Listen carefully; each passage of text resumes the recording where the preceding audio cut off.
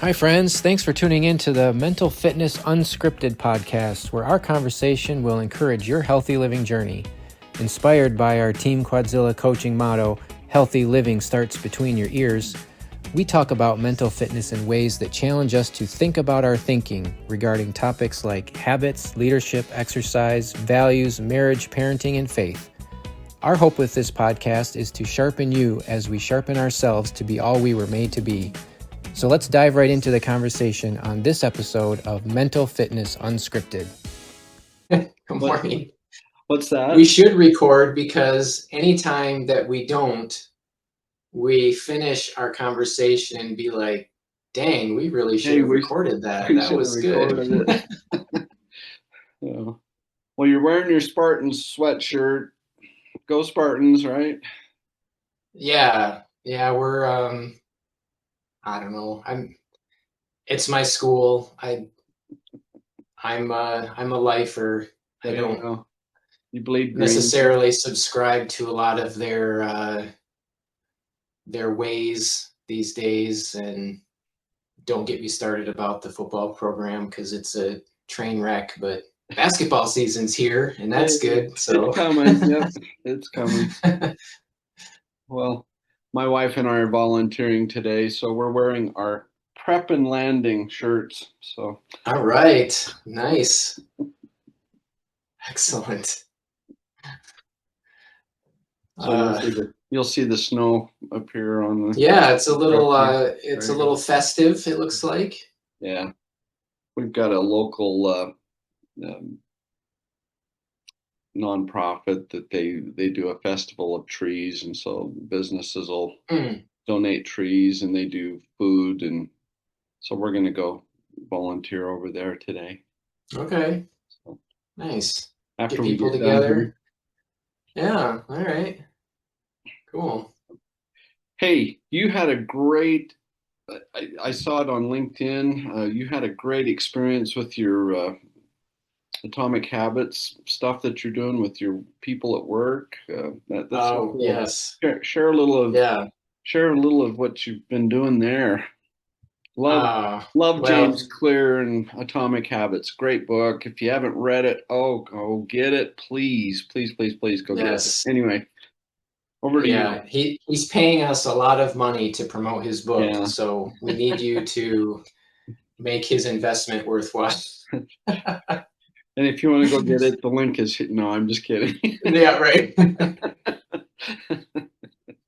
No, it's if you're not familiar, Atomic Habits is really just a super robust book that compiles many great principles about how our brains work, and kind of how we operate as humans, and how to kind of harness that and optimize it so that we can live intentionally and become the people that we aim to be, or we hope to be. And a lot of that has to do with establishing a lifestyle of healthy habits, because so much of our everyday is automatic. If you think about this long enough, you recognize that the vast majority of the decisions you make, thousands and thousands of decisions that you make every day, are virtually automatic, and we're not really thinking about them. If you don't believe that, just look at the last time you drove your car. Yeah, right. Yeah. How did I get here? I don't even remember turning left. Yeah. Was that stoplight red or green? Yeah. Oh my gosh. Yeah. So there's a 1,000 different applications here, and it's really set up, not prescriptive, where it tells you exactly what to do and exactly how to do it. It's very principles based that you can apply to your situation and whatever it is that you're trying to improve. And so for those reasons, I really love it, and it can spark all kinds of conversation about, whatever it is that you're trying to improve and what that looks like and how to do it. And so I'm kind of a fan. maybe on the edge of ambassador for such a thing, because what the author doesn't say, and it's totally fine to his credit maybe, is that so much of what he teaches in there, from my worldview, I can draw straight from scripture. It's nothing new under the sun, right? There is nothing new. People have been people since the beginning, but the way that he makes clear principles that we can find in scripture, I think is a beautiful meld for me and makes it worth investigating. So it's not just, I guess what I'm saying is that he's not some kind of new agey wackadoo, mentalist kind of person that's trying to trick your brain into doing things. No, these are real principles that work, and we can apply them to help us to be better. And I think it's great. So anyway, that's my pitch. So Go read the book. I agree. No, what's funny is you said he makes it really clear, which is his name. His name, right? Yeah, it's perfect. I thought that was cool, but I totally agree with what you've said. I mean, you can find it in old scripture, whatever religion you are, you're going to find these principles there because they're ageless principles. Yeah. And you're not going to change them. But what's really cool is he does give you some hacks to to use them. Which is really, really great, and it's helpful.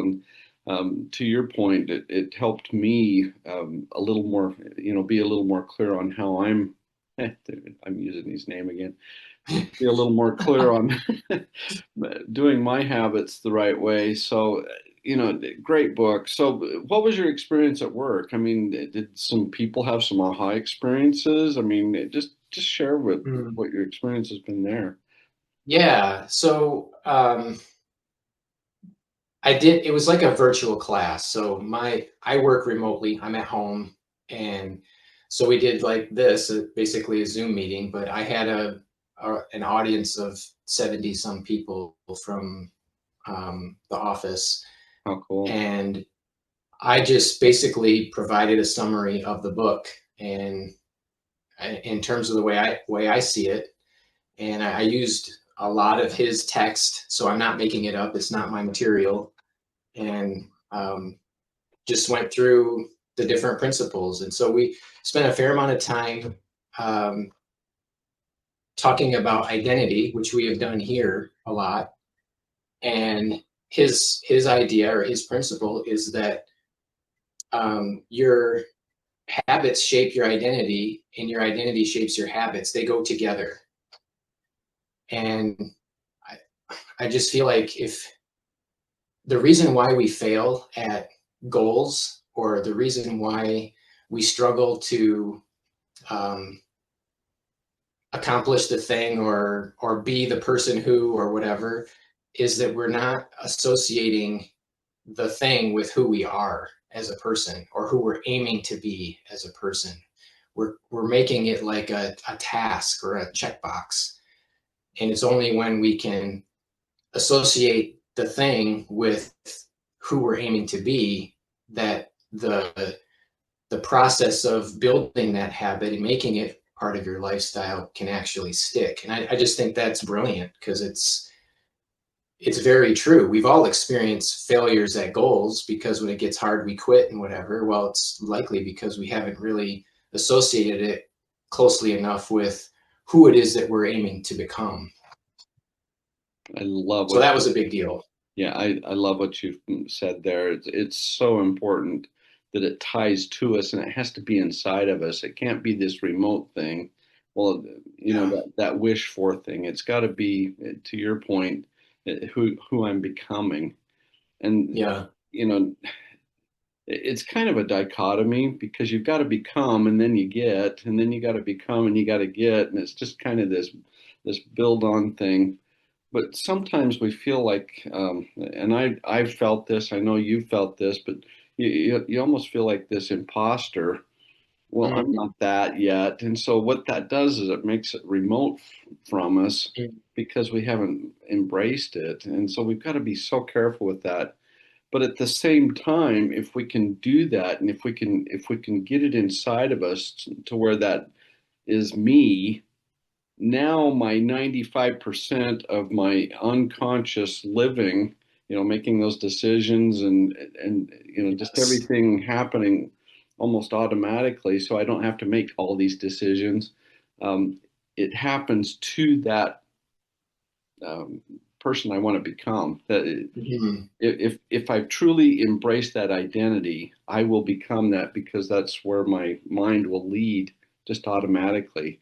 And so we have to program that 95% just to work there, but we do that, like you said, with embracing it as this is me, this is my identity. Yeah. And because of that identity, I do these things. And then those habits just become. Yes. I mean, that's part of the hack. And yeah, he's very clear. Sorry, he's very clear about how to do that. More clear than I am. So anyway, no, great point. Any other? Yes.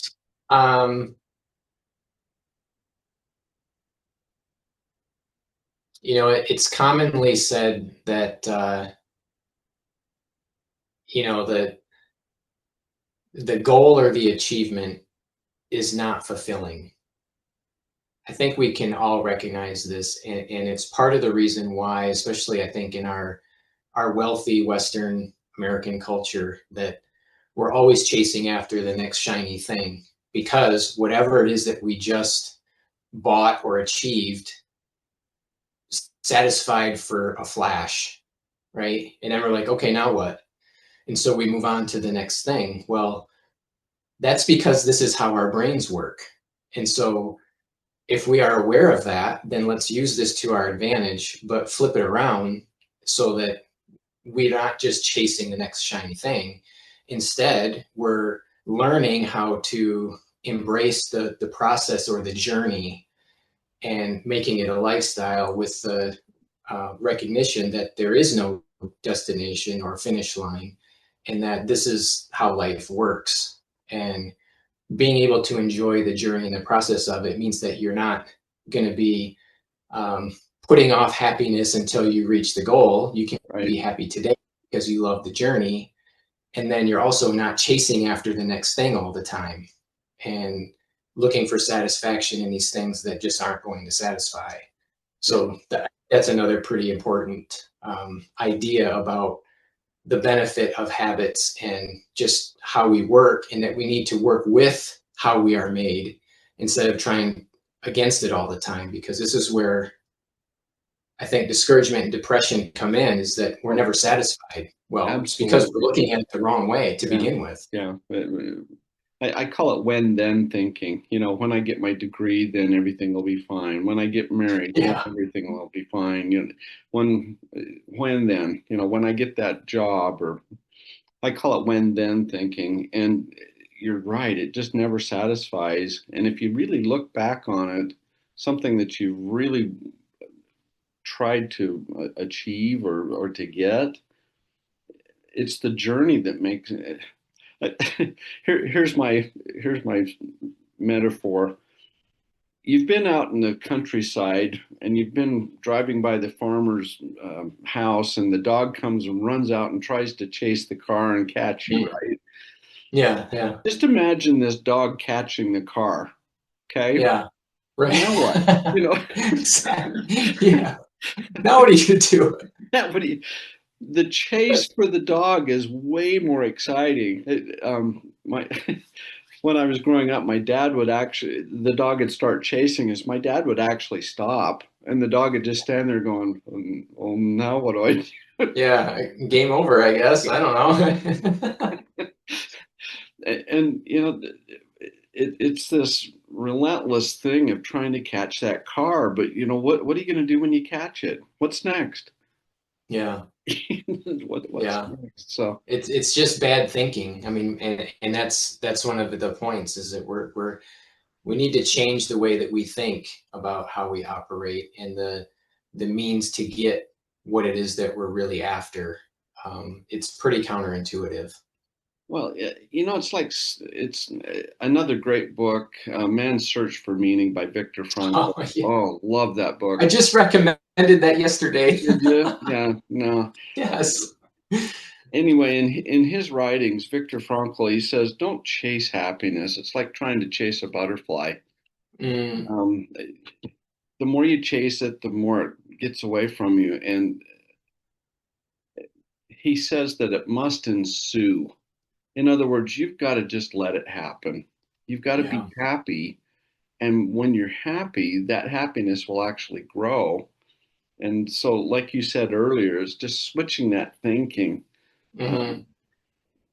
um, and being happy with the journey. We Yeah. talked about some stuff earlier before we started recording here.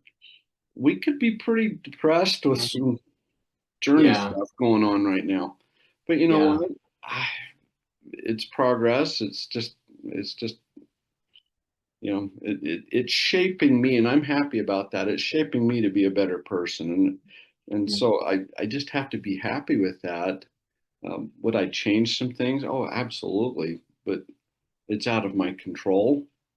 And so Right. what I have to do is I have to look at my response to that. How do during the journey, how do we respond? It's like Yeah.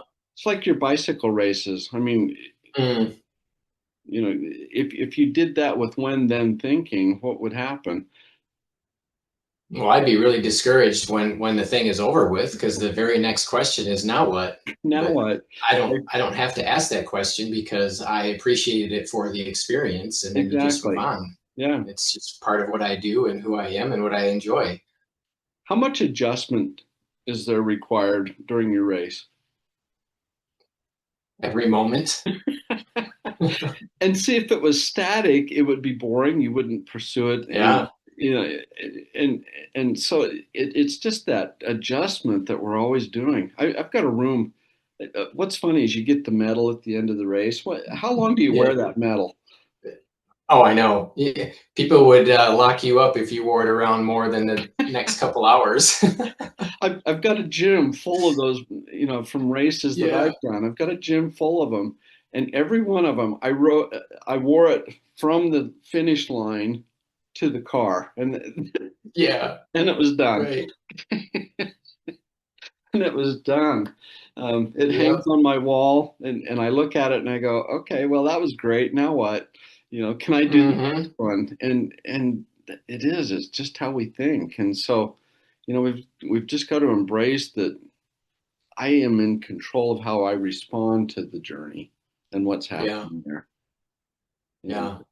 and Well, the science even tells us that, we all understand a little bit of something about dopamine, yep, the chemical in our brain, the yep, neurotransmitters in our brain. yep, And what we think is that we're getting the rush for the goal or the result. And what the science says, pretty conclusively, is that the dopamine spike, or the real feel good part of it, actually comes before mm-hmm, the end result. So, for example, he says in the book that gamblers will experience this yep, high dopamine rush because I'm going to get it this time. as they place the bet before they know the result. Yep, It's the process or the journey before it that gets them worked up, yep, not the end result. And the same happens to me, like for vacation. We get very excited about the preparations and the planning for the vacation, and sometimes even more so than the vacation itself. The anticipation of it is what really gets us going. So if we can harness that and recognize this is how we enjoy the journey in the process, and not worry so much about whatever kind of destination or goal that there is tied to it. yeah, yeah. Well, good stuff. Anything else that came from your experience at work? Well, maybe I'll just offer one other thing is there's a couple of tips in there about just getting started. And the reality, again, about how our brains work is that if we would simply start doing the right thing, it's far more likely that we'll continue doing that. It's the starting that's the hardest. And we kind of understand this. That's why we're always having to start over. It's because the starting is the hardest part. But if we can make ourselves to just get started in whatever is the thing, like for me, there are many days that I do not want to exercise at all, not even close. But if I make myself get started, I always finish, and I always feel better when I'm done with it. Yep. So getting started is a big deal. Yeah, I have a warm up, and the first thing I do is a burpee.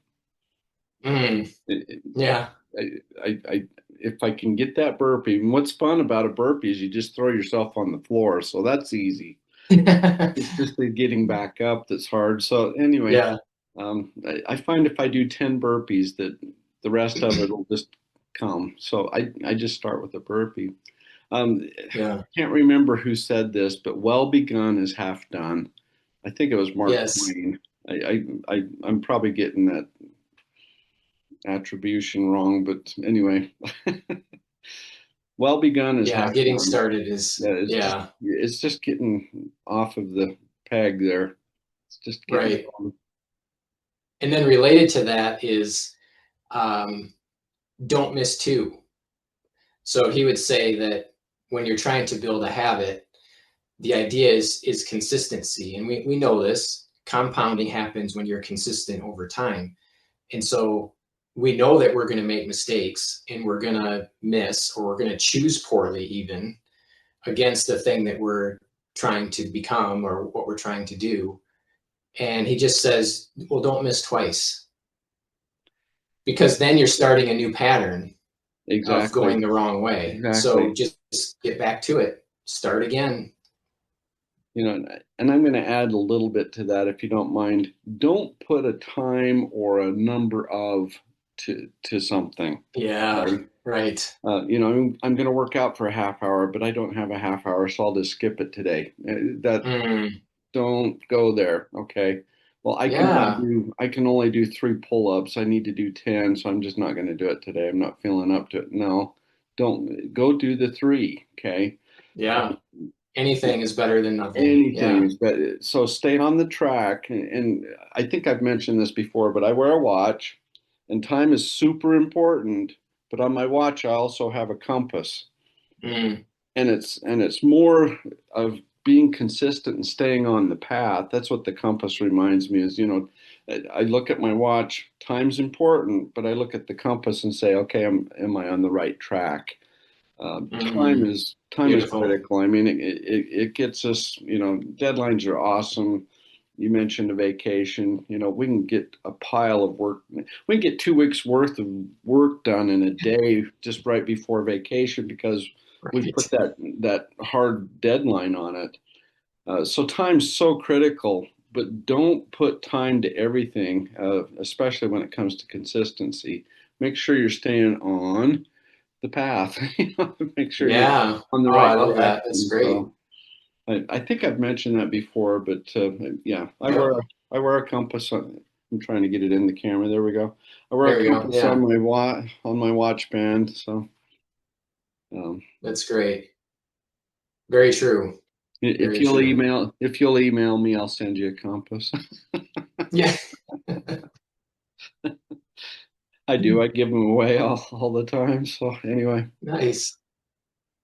Cool. That's great. Well, anything else?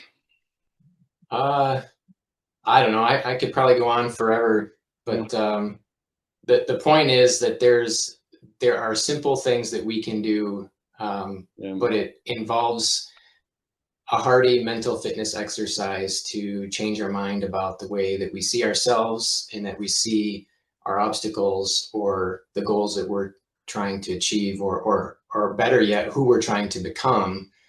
And we can do it. And this book is really helpful toward that. Yeah. You have to make a conscious decision and then hack your 95% unconsciousness, and get it headed I'll do it again. Get it headed the right direction. So anyway. Exactly. Yeah. Fabulous. Chad, you're awesome. Thank you for this. And I so appreciate this. Thank you. Yeah, likewise. I appreciate our association. Okay, my best to you. Let's go make it happen. So yeah.